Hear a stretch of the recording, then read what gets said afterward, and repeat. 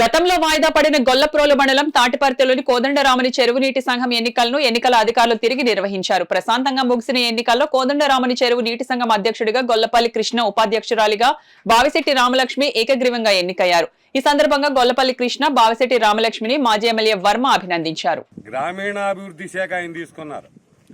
అందుచేత ఇరిగేషన్ డిపార్ట్మెంట్లో పెద్ద చెరువులో తోరలకే గేట్లు పెట్టి, అదే సెంచెట్కాడ ఆ తోరకు లాకు పెట్టడానికి, డంపింగ్ యార్డ్ ఒకటి కట్టడానికి కూడా రైతు అందరితోటి విడమర్చి చెప్పి ఈ యొక్క ఎన్నికను ఏకగ్రీవంగా యూజర్స్ అందరూ కూడా రైతులు మాకు తాడిపత్రి గ్రామ ప్రజలు కూడా తోడ్పడినందుకు, అదే వర్మ గారి యొక్క ఆ యొక్క ఆదేశాలతో మేము ఈ తెలుగుదేశం పార్టీ తరఫున పెద్ద ట్యాంకు చైర్మన్ను, అదేవిధంగా పొత్తు ధర్మం ప్రకారంగా జనసేన వారికి వైస్ చైర్మన్ ఇవ్వడం జరిగింది.